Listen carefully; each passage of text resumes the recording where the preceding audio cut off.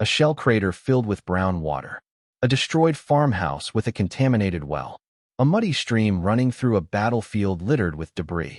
For millions of World War II soldiers fighting across Europe, North Africa, and the Pacific, this was their only source of drinking water. Clean water wasn't just a comfort. It was survival. Dehydration could take a soldier out of action faster than enemy fire. In the scorching deserts of North Africa, a man could lose over a gallon of water per day through sweat alone. In the humid jungles of the Pacific, the need for water was constant and desperate. Without it, soldiers became weak, disoriented, and unable to fight. But drinking contaminated water could be even worse. Dysentery, typhoid, cholera, and a dozen other waterborne diseases killed thousands of troops during the war. These weren't just individual casualties. Entire battalions could be rendered combat ineffective by a single outbreak. In some campaigns, more men were hospitalized for intestinal disease than for combat wounds. A soldier with severe dysentery could lose up to 20 pounds in a week, becoming too weak to carry his rifle, let alone fight. The statistics were grim. During the North African campaign, waterborne illness accounted for significant non-combat casualties on both sides. In the Pacific theater, disease rates sometimes exceeded battle casualties by a factor of 5 to 1 in certain units. The Japanese army, which often had less rigorous water discipline, suffered even more catastrophically from preventable illness. So soldiers faced an impossible choice: risk dehydration and certain collapse, or risk disease and potential death. But there was a third option, one that required nothing more than heat, time, and basic field equipment. Boiling water became one of the most critical survival skills of the war, and the methods soldiers used were surprisingly effective, even in the worst conditions. The challenge was everywhere. In Europe, retreating German forces deliberately poisoned wells with animal carcasses, chemicals, and human waste. Artillery bombardments destroyed municipal water systems. Rivers became contaminated with oil, gasoline, and the runoff from destroyed vehicles and buildings. Even in liberated towns, the water infrastructure was often so damaged that nothing coming from a tap could be trusted. In the deserts of North Africa, water sources were few and far between. Oases were fought over as fiercely as strategic towns. Wells were often sabotaged or simply ran dry under the demands of thousands of troops. When water was found, it was frequently brackish, filled with sediment, or contaminated by animals and previous military units. The Pacific Islands presented perhaps the worst conditions. Tropical heat meant soldiers needed huge amounts of water just to function. But the available water was often shared with local wildlife, insects, and disease vectors. Streams ran through dense jungle where visibility was limited and enemy soldiers might be only yards away. Stagnant pools bred mosquitoes and harbored parasites. Even rainwater, collected in helmets or makeshift containers, could become contaminated within hours in the tropical heat. Frontline combat made everything harder.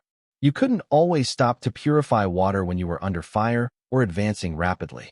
Soldiers had to grab water when they could find it and treat it when they had the chance. Sometimes that meant going hours or even days drinking whatever was available and dealing with the consequences later.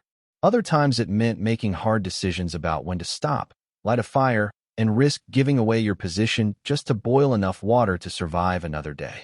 Field manuals were clear about water discipline. The U.S. Army Field Manual 21-10, Military Sanitation, devoted entire chapters to water procurement and purification. British Army training included mandatory instruction on water treatment. Soviet forces, despite often being undersupplied, still emphasized boiling when possible. The German Wehrmacht had mobile water purification units, but individual soldiers were still expected to know how to make water safe on their own. But knowing the rules and following them under combat conditions were two very different things. A soldier pinned down by machine gun fire wasn't thinking about boiling water for 1 full minute. An exhausted infantryman who had marched 20 miles in the heat might drink from the first stream he found, regardless of what was floating in it. The gap between doctrine and reality was where men got sick and units lost their fighting strength. Water purification wasn't glamorous. It didn't win medals or make headlines. But it was the difference between an army that could fight and an army that couldn't. In a war where logistics determined outcomes as much as tactics, the ability to turn muddy, contaminated water into something safe to drink was a strategic advantage. The soldiers who mastered it stayed in the fight. The ones who didn't often ended up in field hospitals, sometimes for weeks, sometimes permanently. This is the story of how those soldiers did it. How they took the worst water imaginable and made it drinkable. How they balanced speed against safety, risk against necessity. And how a simple act, repeated millions of times across every theater of the war, became one of the unsung essentials of military survival. World War II soldiers didn't carry fancy filtration systems or high-tech purification devices, at least not in the early years of the war. What they had was basic, durable, and designed to work under fire. The equipment was simple because it had to be. Every ounce a soldier carried mattered, and space in a pack was precious. Water purification tools had to earn their place alongside ammunition, rations, and medical supplies. The most common tool was something every soldier already wore on his head: the steel helmet.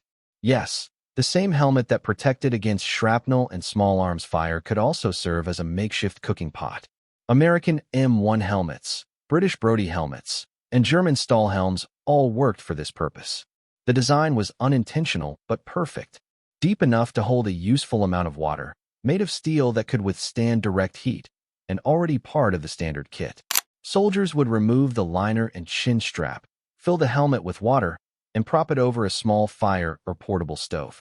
A helmet could hold roughly 2 quarts of water, enough to fill several canteens once boiled and cooled. The steel conducted heat efficiently, bringing water to a boil in just a few minutes under good conditions. After use, the helmet would be wiped clean and the liner reinstalled. It wasn't sanitary by modern standards, but it worked. The standard issue canteen and canteen cup were purpose-built for water treatment. American soldiers carried a 1-quart canteen made of aluminum or steel, covered in canvas or wool for insulation. Attached to the bottom was a metal canteen cup that nested perfectly around the canteen's base. This cup was the real workhorse of field water purification. The canteen cup could hold about a pint of water and featured a folding wire handle. The bottom was flat and the sides were slightly tapered, making it stable over a fire and easy to heat evenly. Soldiers could place the cup directly in hot coals, balance it on rocks over a flame, or set it on a portable stove. Unlike the helmet, the canteen cup was small enough to heat quickly and could be used even when fuel or firewood was scarce. It was also easier to handle when hot, thanks to the wire bail handle. British forces had a similar setup with their P-37 water bottle and associated mess tins, though the design was slightly less convenient for heating. German soldiers used the M31 field flask in a separate mess kit, which worked adequately but required more improvisation. Japanese troops often had less standardized equipment, relying more heavily on local water sources and sometimes suffering higher disease rates as a result. Portable stoves were a luxury that not every unit had, but when available, they made water purification much faster and safer. The American M1942 Mountain Troop stove was a collapsible burner that used gasoline or white gas as fuel. It could bring a canteen cup of water to a full boil in under 3 minutes, with minimal smoke. The British Tommy cooker, issued to Commonwealth forces, used solid fuel tablets made of hexamine. These tablets burned hot and relatively clean, though they produced a distinctive chemical smell that could give away a position. German forces used the Espet stove, similar to the Tommy cooker, with small fuel tablets that were compact and easy to carry. The problem with all chemical fuel stoves was supply. Once you ran out of tablets, the stove was useless. That's why most soldiers still relied on wood fires when possible, despite the risk of smoke giving away their location.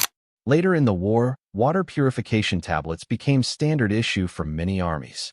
The American military issued halazone tablets, small pills that released chlorine when dissolved in water. Each tablet could treat 1 quart of water, killing most bacteria and viruses within 30 minutes. Soldiers were instructed to add 1 or 2 tablets to a full canteen, shake it vigorously, wait half an hour, then drink. The water tasted strongly of chlorine, like swimming pool water, but it was safe. British forces used chlorine-based tablets as well, along with instructions to still boil water whenever possible. The tablets were seen as a backup, not a replacement for heat treatment. They were most useful when speed was critical or when lighting a fire was simply too dangerous.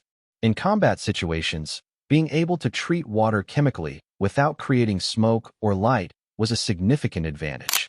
The problem with tablets was that they didn't remove sediment, debris, or chemical contamination. They killed living organisms, but they couldn't make muddy water clear or remove oil, gasoline, or other pollutants.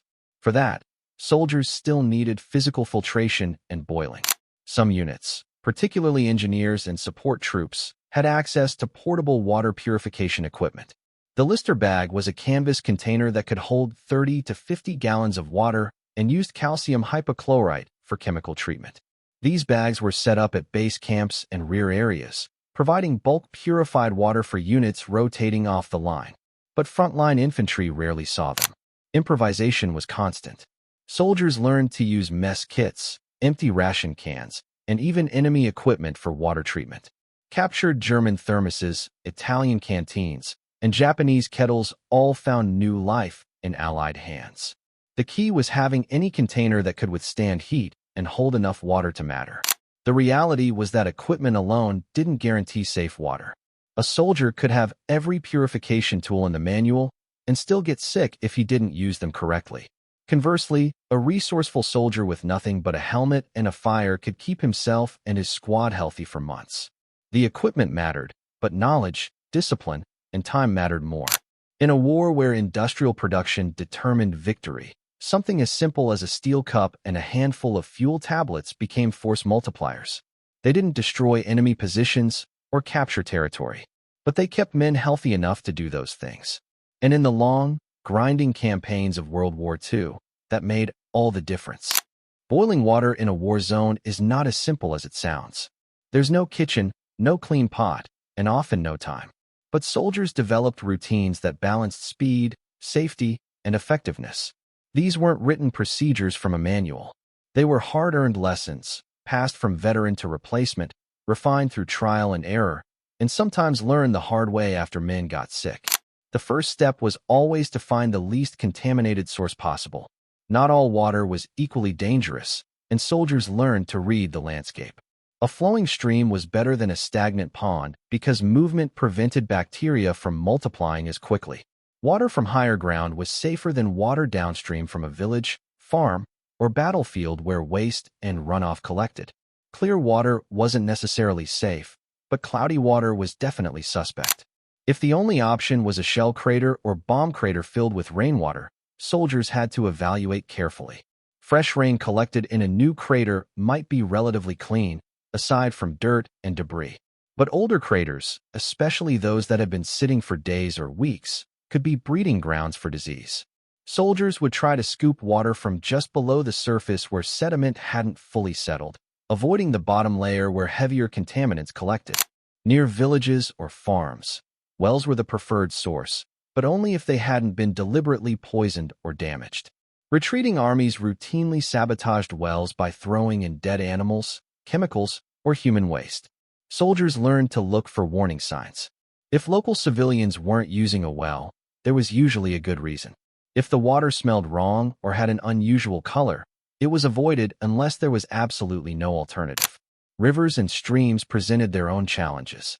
Upstream was always better than downstream, but in combat zones, you rarely knew what was happening a mile upriver.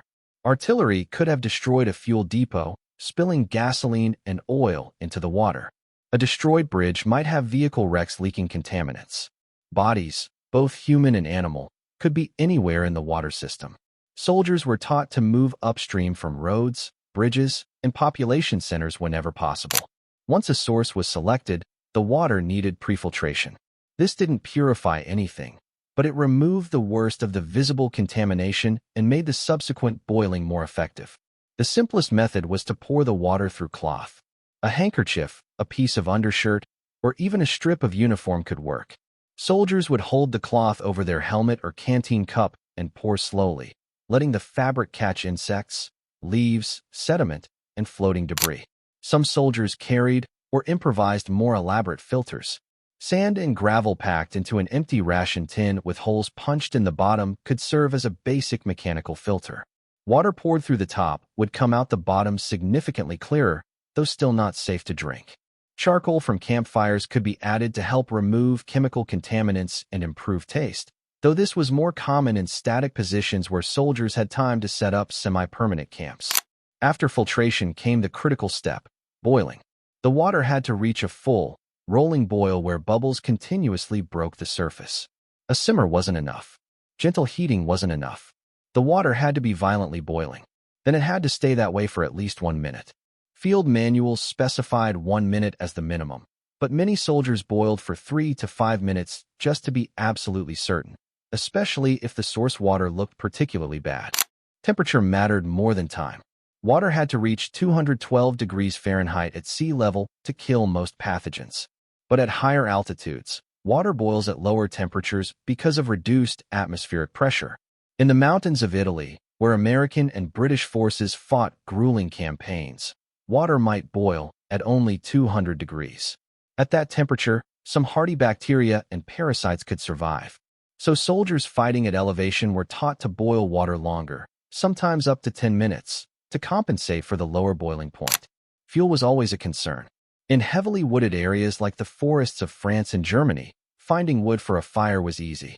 But in the North African desert or on Pacific atolls with sparse vegetation, every piece of burnable material was precious.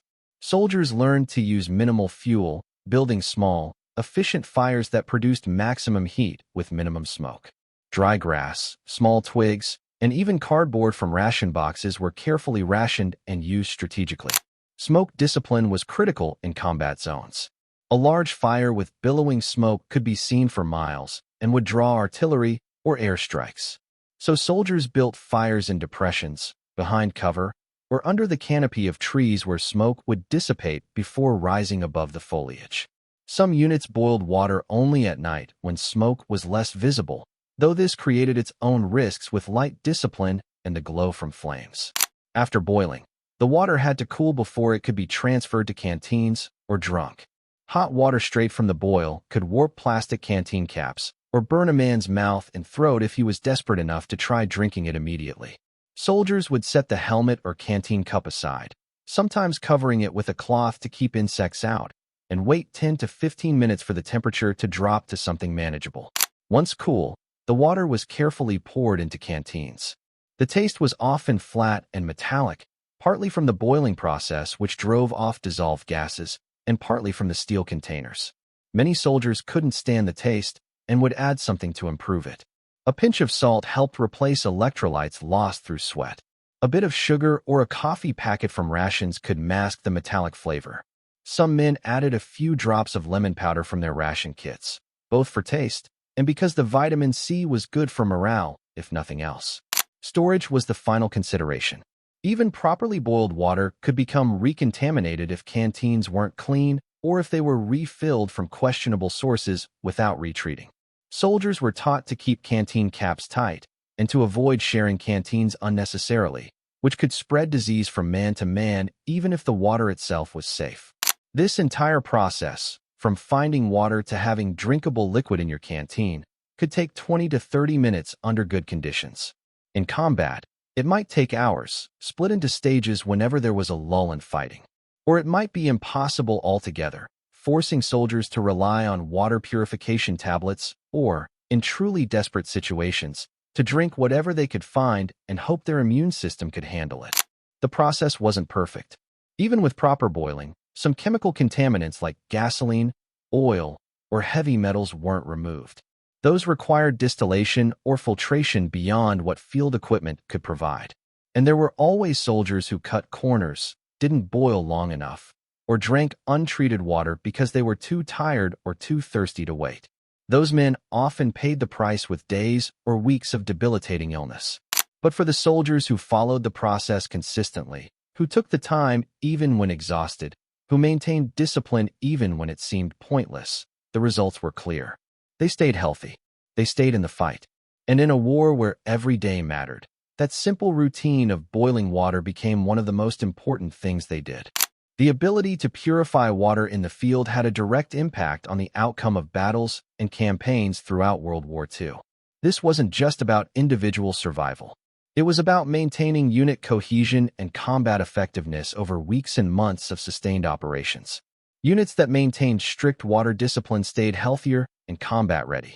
Units that didn't often suffered mass casualties from waterborne illness that could cripple them as effectively as any enemy action. In the North African campaign, water was as valuable as ammunition. The deserts of Libya, Tunisia, and Egypt offered almost no natural water sources, and what little existed was usually contaminated or controlled by one side or the other. British and Commonwealth forces emphasized rigorous water discipline from the start of the campaign. Every soldier was trained in water purification before deploying to the desert. Field kitchens boiled water in large quantities for distribution to frontline units. Portable Lister bags were set up at every supply point, providing chemically treated water that was tested and monitored. The results showed in the casualty statistics. While waterborne illness was never eliminated entirely, British forces in North Africa maintained disease rates significantly lower than in previous desert campaigns. During World War I, the Mesopotamian campaign had seen entire divisions rendered combat ineffective by dysentery and cholera. In World War II, with better water discipline and purification practices, such catastrophic outbreaks were largely avoided. The German Afrika Korps, despite being a well-trained and disciplined force, struggled more with water-related illness. German logistics in North Africa were always stretched thin, and maintaining adequate supplies of purification tablets and fuel for boiling was difficult. As the campaign progressed and supply lines grew longer, German forces increasingly suffered from dehydration and waterborne disease, contributing to their eventual defeat as much as Allied military superiority. The Pacific Theater presented perhaps the most challenging water environment of the entire war. Tropical islands offered abundant water sources, but almost all of them were contaminated with parasites, bacteria, and other pathogens. American Marines and Army troops fighting their way across islands like Guadalcanal, Tarawa, and Okinawa faced constant threats from water-related illness. Malaria, carried by mosquitoes that bred in standing water, was everywhere. Dysentery from contaminated water sources could sweep through units within days. American forces in the Pacific made water purification a top priority in training and operations. Before any amphibious landing, plans included provisions for water supply. Engineer units were tasked with locating, testing, and purifying water sources as soon as beachheads were secured. Frontline infantry were drilled repeatedly on proper water treatment procedures. Medical officers monitored disease rates closely and cracked down on violations of water discipline. Despite these efforts, the Pacific Theater still saw enormous non-combat casualties from disease. In some campaigns, for every man wounded by enemy action, 5 were hospitalized for illness, much of it waterborne. But the rates could have been catastrophically worse without systematic water purification. Japanese forces, who often lacked adequate purification equipment and training, suffered even more devastating disease casualties, sometimes losing half their strength to illness before battles even began. The European theater, despite having more developed infrastructure, still presented serious water challenges. As Allied forces advanced across France, Belgium, and into Germany, they encountered widespread destruction of water systems. Cities and towns that had once had safe municipal water supplies were now hazards. Retreating German forces destroyed pumping stations, contaminated reservoirs, and poisoned wells as part of their scorched earth tactics. American and British engineers became expert at rapidly assessing and rehabilitating water systems in liberated towns. But the frontline troops couldn't wait for infrastructure to be rebuilt. They had to make their own water safe, often while still under fire. The training paid off. Soldiers who had practiced water purification stateside found themselves using those exact skills under combat conditions, sometimes daily. The Eastern Front saw some of the worst conditions of the entire war. Soviet forces advancing across vast distances often operated far from any supply lines, living off the land for extended periods. Water purification was complicated by extreme cold in winter, where boiling required precious fuel that was needed for warmth and cooking. In summer, the same rivers and streams that had been frozen solid became breeding grounds for disease. Soviet military doctrine emphasized collective water discipline. Entire units would stop to purify water together, with assigned soldiers responsible for boiling and distribution. This approach had advantages in maintaining unit health, but it also made forces more vulnerable to attack during water stops. German forces learned to target Soviet units during their water purification routines, knowing that men would be clustered around fires and temporarily distracted. By the end of the war, water purification had evolved from improvised survival technique to standardized military procedure. Post-war analysis showed that units with the best water discipline consistently maintained higher combat effectiveness ratings over extended operations. Divisions that suffered high disease rates also showed degraded performance in combat, slower advance rates, and higher combat casualties, likely because sick and weakened soldiers made more mistakes and reacted more slowly under fire. The lessons learned in World War II directly influenced military doctrine for decades afterward. Modern militaries continue to emphasize water purification training, though the technology has advanced considerably. But the fundamental principle remains unchanged. An army that cannot provide safe drinking water to its soldiers cannot maintain combat operations for extended periods.